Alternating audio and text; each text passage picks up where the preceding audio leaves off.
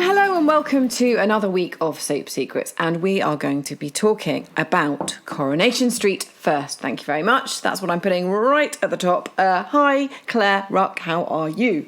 Hi, Hannah, I'm fine. Good.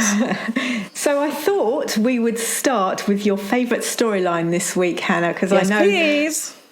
I know you really like it. And I'm just going to say it to you, new love for Fizz.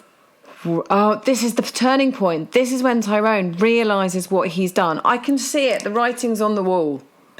So it's what you wanted and what the fans wanted, some hunky man to sweep Fizz off her feet and show her what a great person she is, because Fizz is absolutely lovely. She's a great character, so it's really nice to see her getting some romance action.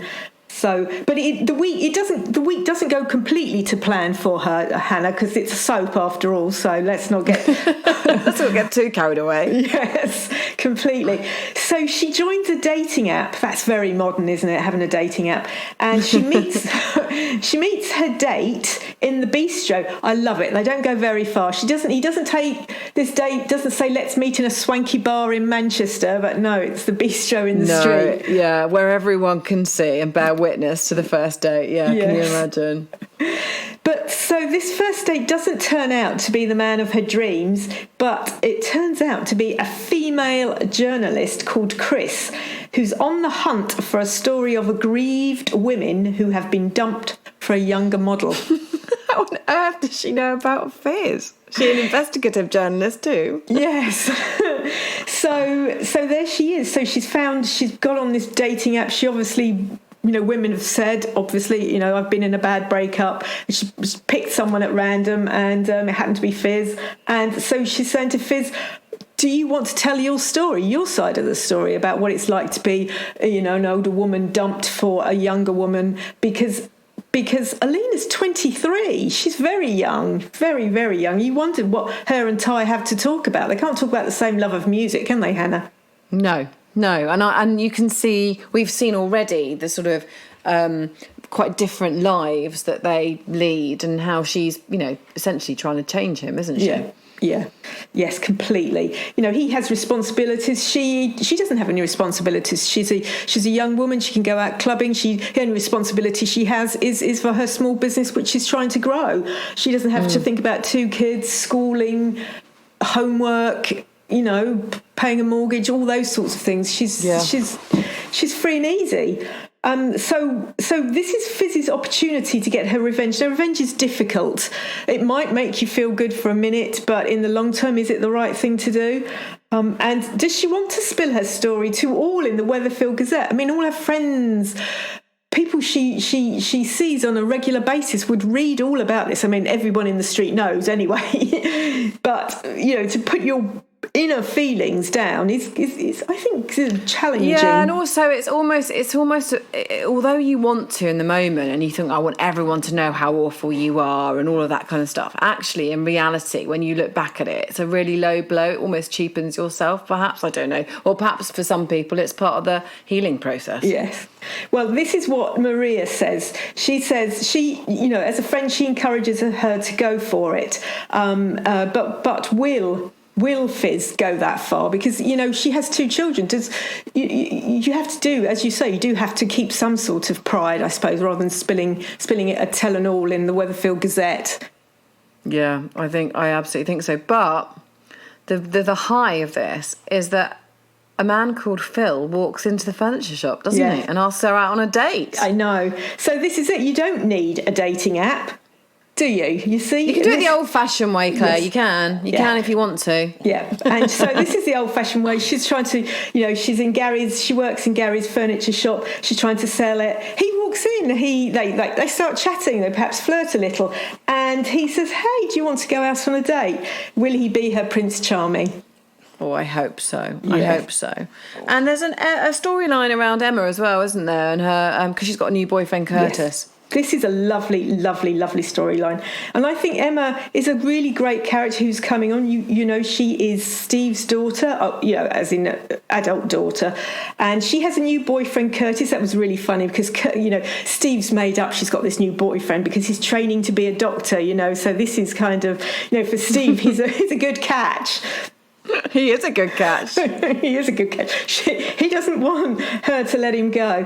And he's also a really nice guy. And they decide to help Steve, who has been raising money. His little son Oliver died back in the autumn, and they've been raising money. And Steve wanted to raise 100,000 K, and Oliver's fund currently stands at 96,000. So they just need £4,000 more.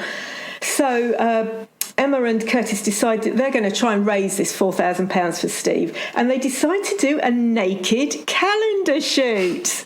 I mean, move over, calendar girls. Corrie is here. The street is here. It's arrived. And it's not going to be the lovely women. It's the men of Weatherfield. Love it. I love it.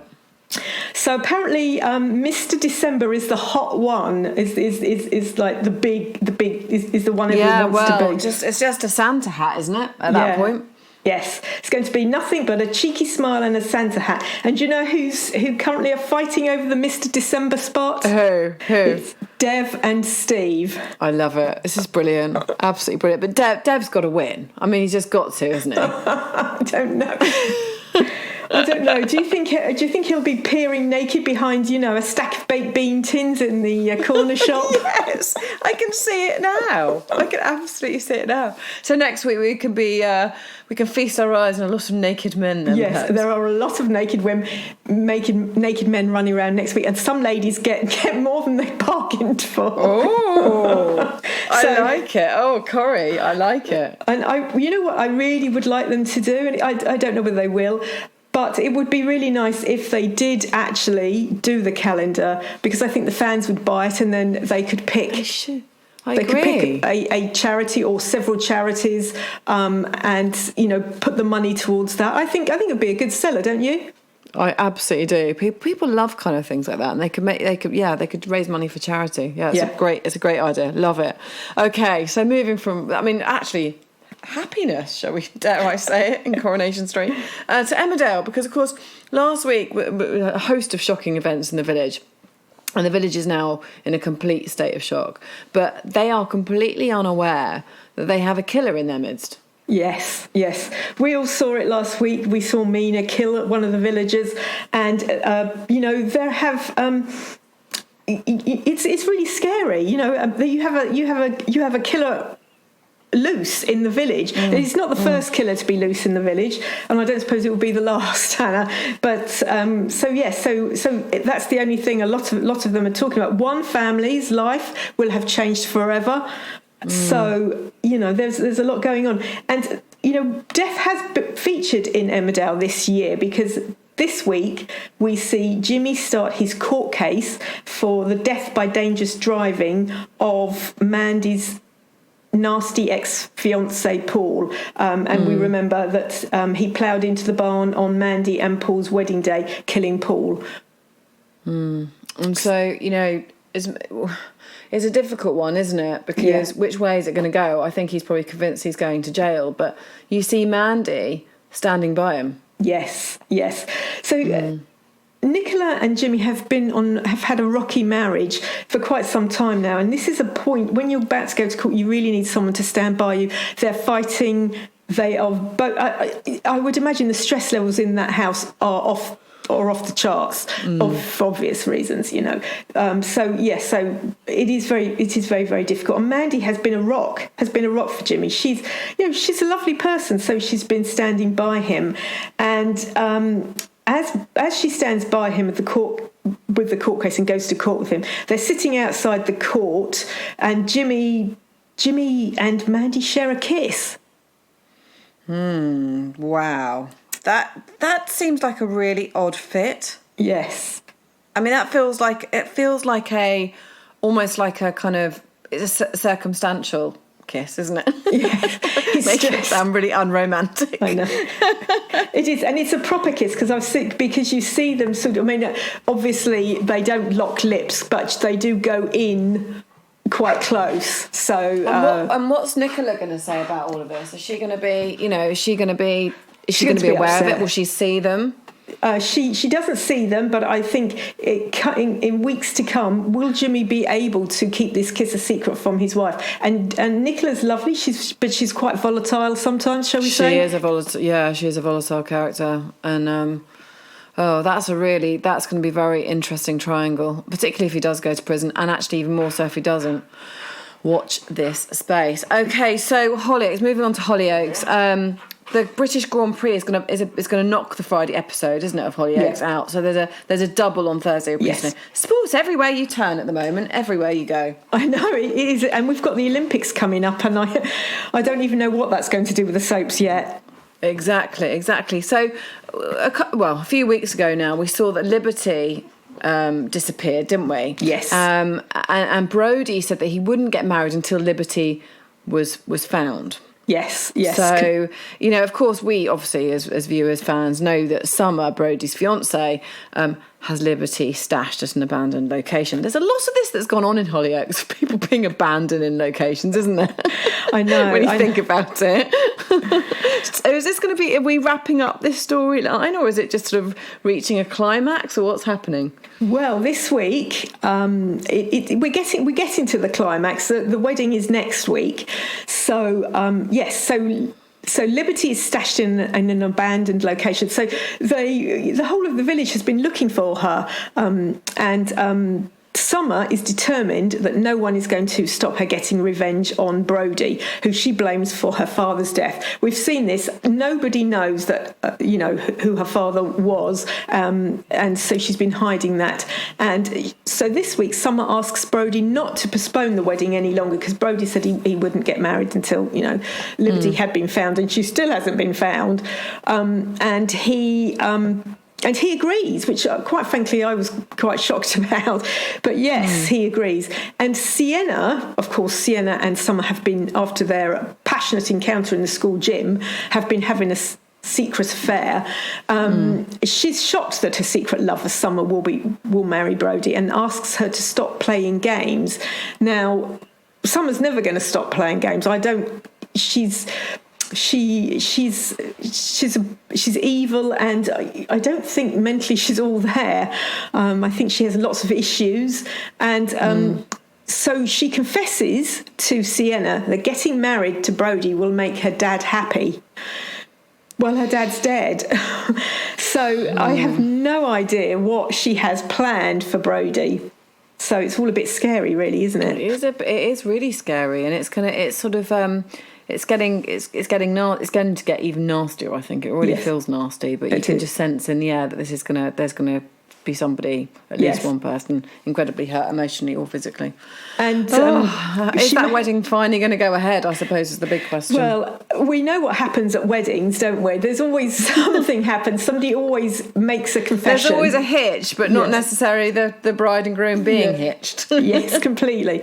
But of course, this week also Summer makes a small mistake, and she allows Liberty to get hold of a pair of tweezers. Can she unpick the lock? And will she escape? So, you potentially have an escaped Liberty about to crash the wedding, perhaps. Or you've got Sienna, perhaps, at the wedding saying, hey, we've been having an affair, perhaps. Yeah, it could all just be incredibly explosive. And I think, as betting women that we've become, I'd say that probably all of that will happen and more. Yes. Brilliant. It's good though that it's sort of coming to a finale, if you like, isn't it? And we kind of can see where this is going, because it's one of those storylines that's been going on almost not in the background, but it's just been there. Yeah. You can't stay in hiding forever. You can't lock someone up forever. It's not okay. Okay, over to the square. Chelsea, is she in over her head living at Gray's? I mean, let's be honest, we all know what Gray's capable of. Yes. it's very interesting. Chelsea's a very interesting character. I think she's a bit amoral. I'm not quite sure. I think she might be a bit more like Grey than perhaps the fans would like. Interesting. So is she in over her head living at Grey's? Well, personally, I would say so. She's living with a serial killer. I wouldn't want to, and she doesn't know it. She really does not know that he is a serial killer. Just to recap, he killed his wife Chantel. He's killed Tina. And he has killed Kush. So those are three big characters he killed. And while she's living over at Grey's, she breaks a sentimental plate at his house that his daughter made for Chantel. Now, just serial killers can turn on a coin. So. If you break a plate and hide it, especially a sentimental plate, I would imagine that might upset him a little. So she hides the crime. I would imagine that might well come back to bite her, Hannah. Almost certainly, I'd say. And for most people, it would just be a bit of upset. But for Grey, we know he's capable of so much more, and it feels like there's a crescendo coming for Grey. He's got away with all of this for far too long, Yes, he has. So we were talking about this at work, about where this would end, because, this is, where are we now? We're in July. So, and Chantel died, I think it was October. So, yeah, we've been 3/4 of the year through, and he's still no one has an inkling and that 3 people have been dead and that it's all by Grey's hand. So it's very, very interesting. And so this week, Chelsea's hearing for handling stolen goods because her ex-partner was gifting her stolen handbags. She's allowed bail, but she has to wear an ankle tag. This isn't going to stop Chelsea. Nothing stops Chelsea. And so she puts on a long frock so you can't see the ankle tag because, obviously the dress comes down to the floor. And Grey takes her to his office do, where the pair proceed to get very drunk, Hannah, very, very drunk. A bad situation, I'd say. Yes, and his boss, Laura, getting Chelsea alone, tells her to be wary of Grey, really wary of Grey. Will she heed this warning? Probably not if she's that drunk. She probably won't even remember the warning the next day. But you know what? I wondered whether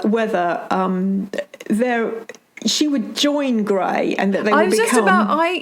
that's exactly what I was about to say. Whether they team up, whether they are actually one of a kind, one of the same. I think that. They could be a good Bonnie and Clyde, Oh, my goodness me. Because she is amoral, and what she tried to do to her dad and tried to set him up as a drug mule and get him caught so that she didn't have to, to get herself out of trouble. That's not what normal people do. Not somebody, you wouldn't do that to your dad. And I know her dad is also a serial killer, so maybe she's got the serial killer gene, who knows? Yeah, you can't help but wonder if it is a bit genetic, don't you? And Isaac, who is another storyline, obviously in the Square at the moment. Isaac has schizophrenia and hasn't been taking his medication, so has quite a severe episode this week, and I believe it's pretty harrowing to watch. It is very, very harrowing. Schizophrenia is a very serious mental condition, and Isaac has been off his meds. Now, Lola, his girlfriend, knows he's been off his meds and hasn't done anything about it, which I find quite shocking, because this is why he's at this severe episode, because he needs to take his medication. And also his mother is struggling to deal with him as well. So in effect, people who know what his condition is have kind of let him down a bit, because really they should have gone for help before we got to this point in time, and then he wouldn't be having this severe episode. And it is a harrowing watch. It is a massive harrowing watch. He believes that Ruby's dad had something to do with the death of his half-brother Paul. And he is hearing voices in his head, and he really he's not having a sane moment. And Ruby catches him trying to break into her house because he's trying to prove this. And he becomes distressed and runs back to his own house, where he locks himself in. So now he's barricaded himself into a house. Patrick his dad is trying to coax him out and calm him down, and he can't do either because the episode is so severe. And eventually the police are called. What happens next? Oh, that sounds really sad, because that's something that somebody absolutely can't control, and only the medication can. And of course, trying to get that into somebody quickly for that to take effect is not a quick thing. No, it isn't. And really, Lola really should have flagged this up earlier. As soon as she knew he wasn't taking his meds, she should have really done something about it. Yeah, absolutely. Well, that brings us to a conclusion on this week's Soap Secrets. Thank you so much for listening, and we will be back next week when there still are sporting things on, but perhaps not quite so many, or should I say that? Thanks for listening.